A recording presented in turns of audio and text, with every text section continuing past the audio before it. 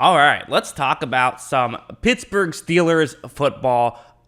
They're just in such an interesting spot right here. Because on one hand, I think some people are going to say, hey, we made the playoffs last year with the corpse of Ben Roethlisberger. He clearly didn't have it. Still made the playoffs. Let's go. This is, get a good quarterback, even a decent quarterback. We could be a Super Bowl contender. I don't think they're that close. And I think that there's going to be some real work that's going to have to be done in this offseason for them to just get back to the postseason. And I think that you could, I didn't think the Steelers were that incredible this year. I thought that there was, it was largely carried by a few star players and great coaching by Mike Tomlin. That's the nice thing is you still have Mike Tomlin.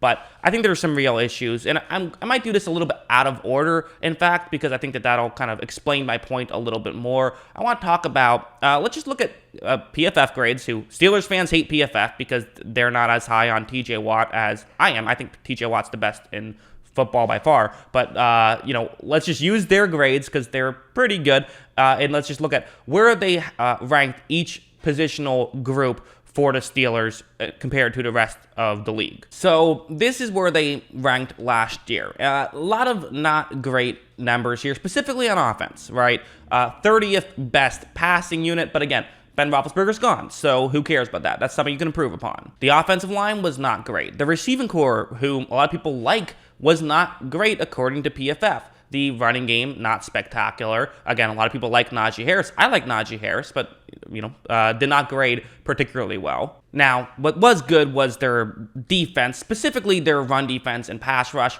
and their coverage wasn't great, 25th best, but that's also kind of part of what you can hope about the Steelers is, listen, you improve this coverage, and that'll make it easier for TJ Watt to get more pressures, to get more sacks, stuff like that. This can make things easier for the defense to take off. So, the downside is there's some clear flaws in this football team, but the upside is there's things you can do about those flaws, and so that's why they're a compelling team, I think. So here's how much cap space they have, also who their key free agents are. The number you see to the right of them, that's how much PFF is expecting that they will get in free agency. So Steelers have $29 million in cap space. Some of the free agents, Juju Smith-Schuster, who, again, I'm assuming you would like to keep. He's a solid player, but he's also not a superstar. I don't think outside of that 1 year where he was legitimately great. But other than that, he's kind of yet to really hit that again. So maybe you just take the $8 million and sign him for another year because it's not a horrible contract. And,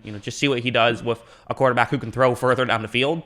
And again, worth mentioning, wide receiver depth is certainly not a big issue for the Steelers. I mean, Smith-Schuster obviously got hurt last year, so that was kind of, part of it. But, you still have guys like Deontay Johnson, who's good, Chase Claypool, who is good. Then you have like Ray McClown and James Washington. So you could let him go, and you're not lacking on depth by any means. You also have Trey Turner, who's, was a solid player for you, and you probably would like to keep if you can, and only $6 million, that's probably something that I would want to take. You also have Terrell Edmonds, who, I think you could move on from if you want to. He is a body, though, out there. $7 million might be a bit high for his play. What we saw last year is kind of how I feel about it. And then you also have Ahkello Witherspoon, who I think is good as well. He's a solid player who, might as well keep. So with all of these guys, if they decided to keep all of them at this price tag, that would mean that they would need $30 million to do so. So they'd have to clear $1 million. So basically they could do it. They'd have no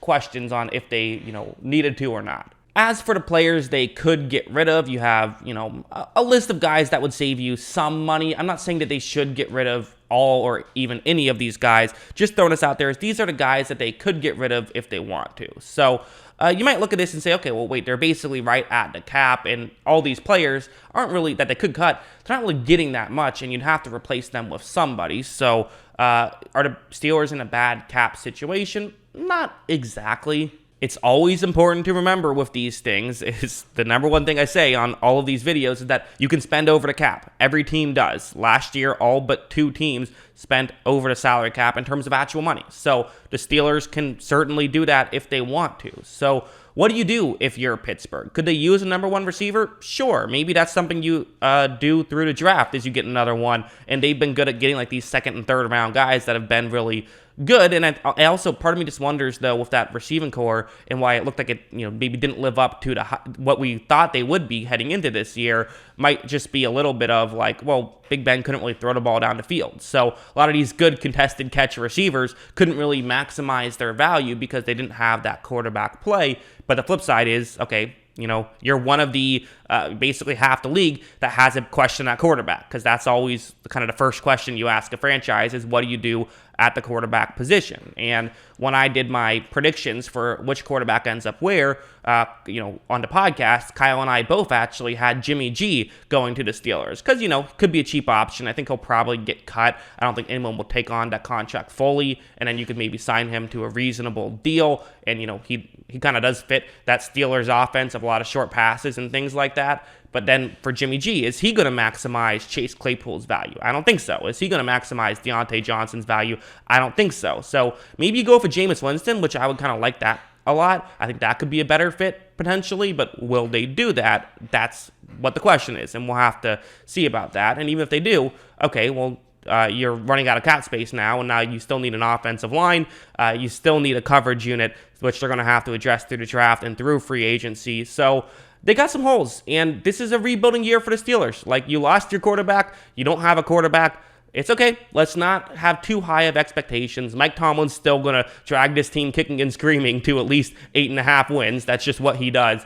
But I don't think that the Steelers are maybe as competitive as some people might think that they are. I think some people view this similar to Miami Dolphins last year. That's kind of, I think, an interesting comparison, where the Dolphins were this kind of baseline team where they had 10 wins. And it's like, hey, 10 wins, probably should have made the playoffs, but it was just a tough field. Now they go out and they add all this talent. Oh, well, they're probably going to win 12, 13 games this year. But that's not how it works. You can't focus on trying to make the 2021 playoffs. You have to make the 2022 playoffs.